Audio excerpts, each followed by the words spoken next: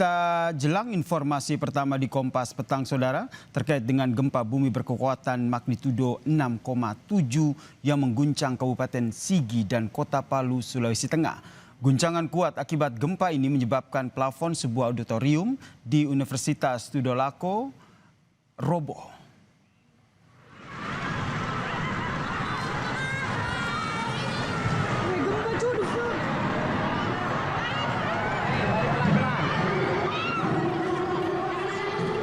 Plafon auditorium dari Universitas Tadulako atau UNTAD mengalami kerusakan dan sebagian material bangunan jatuh akibat getaran yang cukup kuat.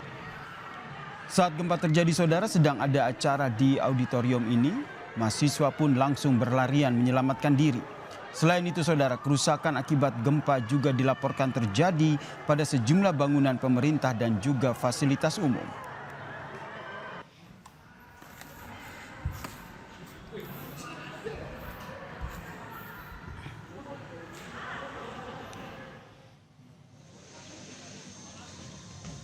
Gempa juga memicu kepanikan warga di Kelurahan Nunu, Kecamatan Tatanga, Kota Palu.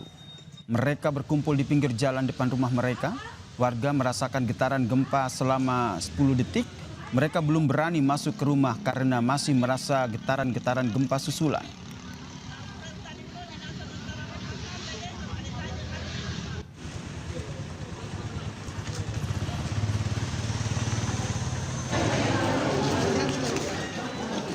Gempa juga menyebabkan sejumlah pasien di RSUD Anutapura, Palu terpaksa menjalani perawatan di halaman rumah sakit.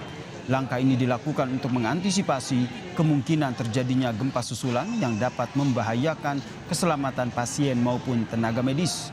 Suasana di halaman rumah sakit ini pun terlihat dipenuhi pasien yang dipindahkan dari dalam ruangan. Tugas medis di instalasi gawat darurat atau IGD terpaksa melakukan pemeriksaan dan penanganan pasien di luar gedung rumah sakit.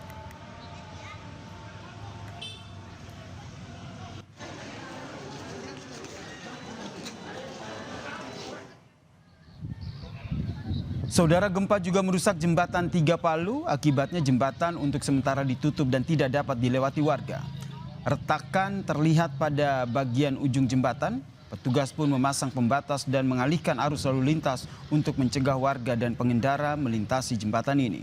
Pemerintah daerah akan melakukan pengecekan secara menyeluruh untuk mengetahui tingkat kerusakan dan memastikan kelaikan jembatan sebelum kembali dibuka untuk umum.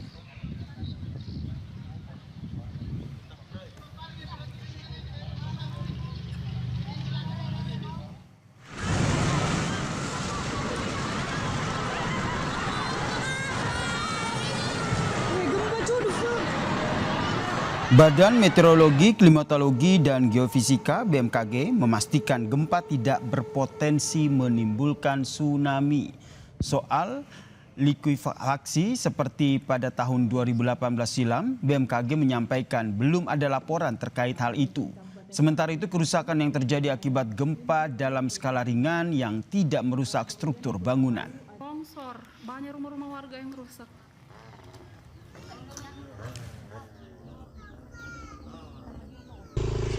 Jadi kerusakan yang terjadi itu kecil-kecil ya. Kita harap semakin ke depan itu frekuensinya semakin sedikit dan kekuatannya juga akan semakin kecil. Sampai saat ini kita belum menerima informasi gempa bumi yang menimbulkan likuifaksi ya. Sampai saat ini kita belum menerima.